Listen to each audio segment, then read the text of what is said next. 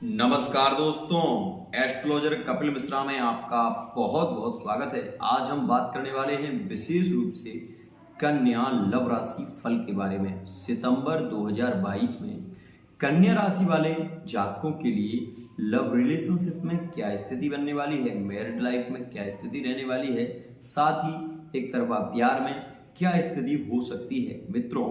और आज मैं बताने वाला हूँ वो कौन सा दिन होगा जो आपकी लव लाइफ के लिए सबसे बेस्ट, रोमांस जिसमें ज़्यादा होगा, पार्टनर खुद से आकर कह पाएगा या आप अपने पार्टनर से खुलकर अपने दिल की बात कह पाएंगे। आइए मित्रों, बहुत सी विषयों पर चर्चा करेंगे। आइए सबसे पहले बात कर लेते हैं हम ग्रह गोचर के बारे में। मित्रों, जैसा कि इस कुंडली में आप देख रहे हैं कि कन्या राशि आपकी जो है उसमें विशेष रूप से बुध का गोचर चल रहा है। मित्रों, यह बुध विशेष रूप से आपकी स्वराशि के होकर बैठे हुए हैं, इसलिए सबसे ज्यादा भाग्य आपका साथ देने वाला है। भाग्य आपका साथ देगा, साथ ही भाग्यशाली आप होंगे। इस समय में विशेष रूप से 17 सितंबर 2022 के बाद मित्रों आपकी लव लाइफ में एक जबरदस्त मोड़ आने वाला है। पार्टनर यदि आप एक तरफा प्यार में हैं और आप सोच रहे हैं कि आप उनकी तरफ कदम बढ़ाएं और उनके बारे में आप बहुत ज़्यादा सोचते हैं और वो व्यक्ति आपके बारे में जानता तक नहीं है, तो मैं इतना कहना चाहूँगा आपसे कि पहले एक अपनी इमेज बनाइए। आप अपना एक चेहरा उस व्यक्ति के सामने ऐसी तरीके से प्रकट कीजिए जिससे कि वो आपको पहचाने। आपके प्रेम को जानने से पहले आप उन्हें अपने बारे में बताइए।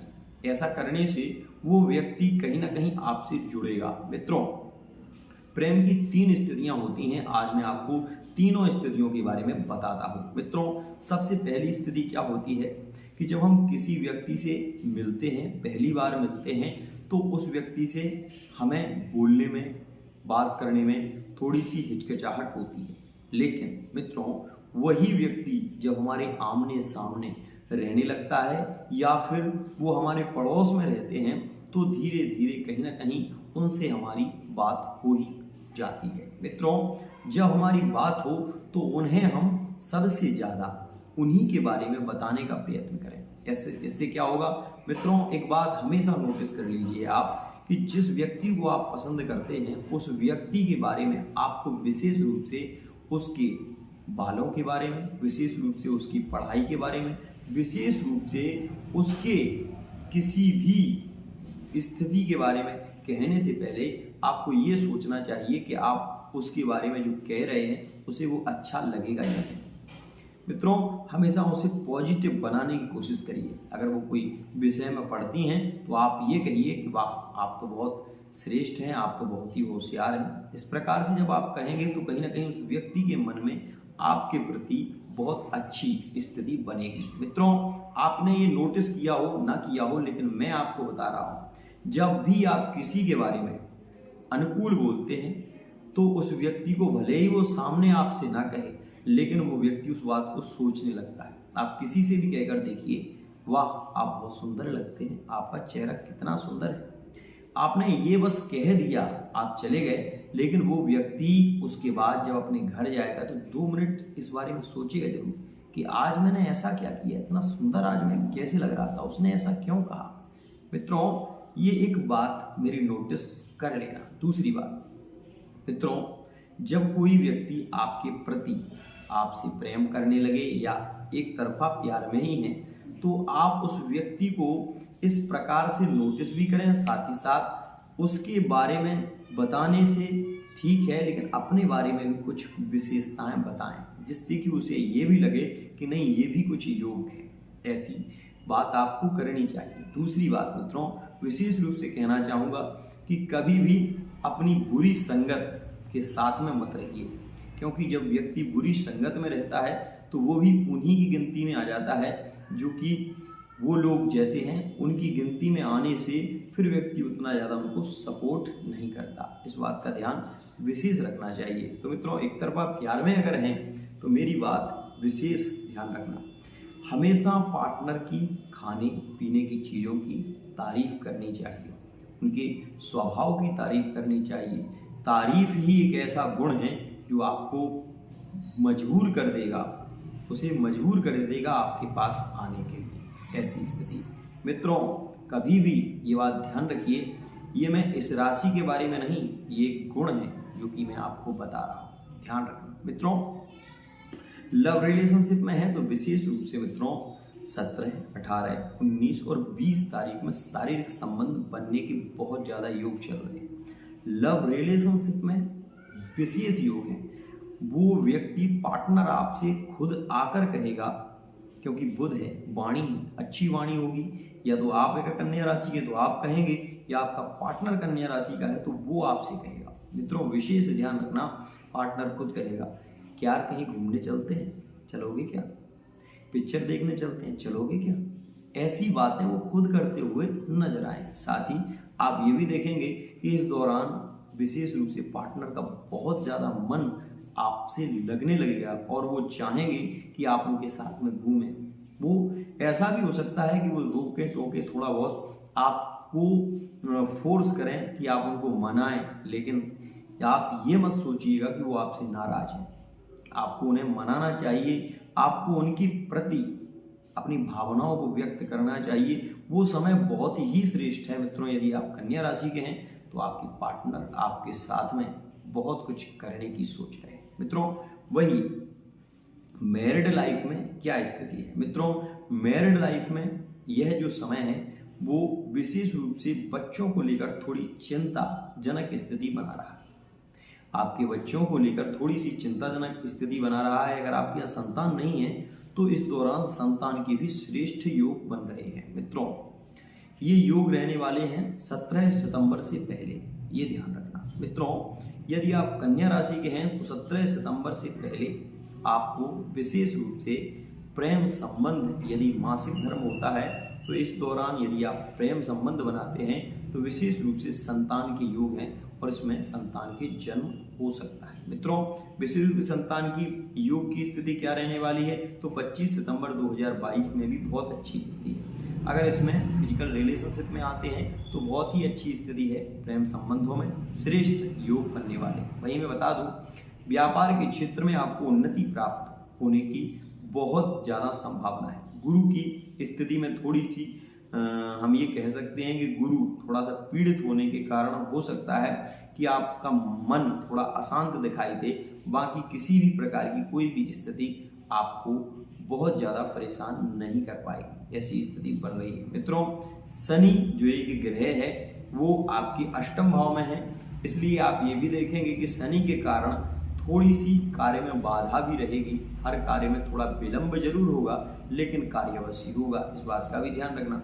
भूमि, भवन, वाहन यदि आप लेना चाहते हैं तो मैं ये कहना चाहूँगा आपसे कि 25 सितंबर 2022 के बाद आप ले सकते हैं, बहुत अच्छी स्थिति नजर आ रही है। मित्रों, वहीं अगर आप के पार्टनर के साथ में झगड़े हो चुके हैं, पार्टनर आपको इग्नोर कर रहा है, आपको ब्लॉक कर रहा है, आपको बार बार ब्लॉक कर देते हैं और फिर खोल देते हैं, फिर ब्लॉक कर देते हैं, अगर ऐसी स्थिति आपके साथ में घटना घटित हो रही है तो आपको क्या करना चाहिए? मित्रों, आपको विशेष रूप से सोमवार के दिन चमेली का तेल, थोड़े से उर्द और थोड़ा सा सिंदूर, इन तीनों चीज़ों को विशेष रूप से लेना है और एक दोने में इनको मिलाकर आपको शनिवार के दिन विशेष रूप से सुगंधित इत्र उसमें डालकर और बहते हुए पानी में उसको प्रवाहित करना है। ऐसा आपको 3 शनिवार करना है। विशेष रूप से आप ये देखेंगे कि पार्टनर आपसे कितना भी नाराज क्यों ना हो लेकिन वो आपको अनब्लॉक अवश्य ही करेंगे, आपसे बात अवश्य ही करेंगे,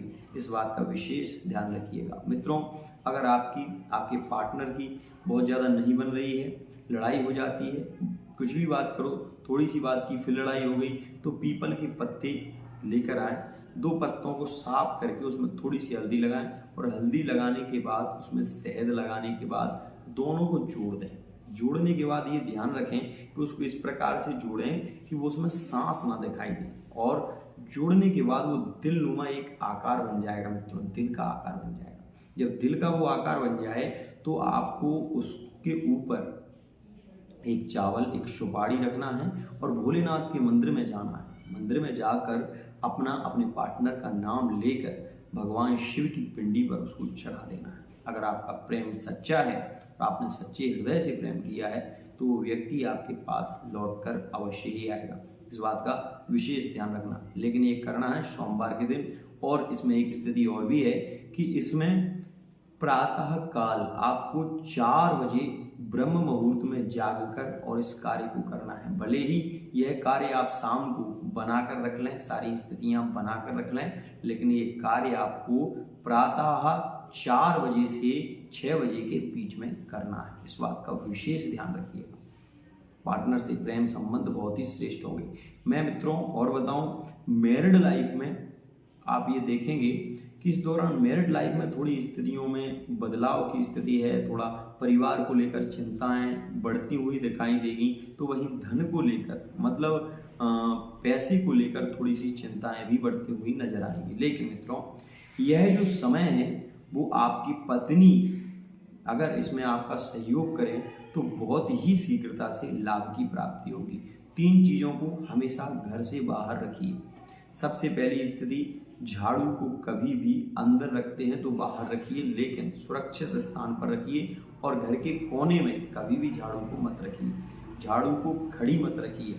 इस बात का ध्यान रखिए, नहीं तो आपकी उन्नति में बाधा होगी और घर में कलह की स्थिति बनेगी। दूसरी, घर में कभी भी फूटे बर्तन मत रखिए। घर में अगर बर्तन फूट जाते हैं तो उन बर्तनों को आप एक सुरक्षित स्थान पर रख दें। और मैं ये कहूँगा कि उसको नैऋत्य कोण में रख दें उन बर्तनों को, और उनका प्रयोग घर में ना करें। मित्रों, तीसरी बात, मित्रों ये बहुत ही विशेष बात है कि घर के लैट्रिन और बाथरूम में हमेशा नमक की 4 डेली आप जरूर रखें। इससे कि नेगेटिव एनर्जी आपके घर में प्रवेश नहीं करेगी और आपके परिवार में कभी भी झगड़े की स्थिति नहीं बनेगी। मित्रों, 2 बातें और बता रहा हूँ, उनको भी विशेष ध्यान रखें। कभी भी घर के बाहर आने से पहले मित्रों आपको एक कार्य अवश्य ही इसको ध्यान रखना। और अगर ये कार्य आपने करना प्रारंभ कर दिया, मैं विश्वास के बल पर आपसे कह रहा हूँ, आपके जीवन में आप धन से बिल्कुल भी परेशान नहीं रहेंगे। आपके यहाँ धन की वर्षा होगी महाराज, बहुत अच्छी स्थिति आपके यहाँ देखी जाएगी। सबसे पहली बात, अगर आपका दरवाजा दक्षिण में खुलता है तो दरवाजे के आगे एक नारियल बांध दें विशेष रूप से, क्योंकि दक्षिण में दरवाजा खुलना सबसे बड़ा एक अभिशाप होता है। दक्षिण में नरकों का वास है और 28 नरक हैं, इसलिए दक्षिण का दरवाजा हमेशा दोष देता है।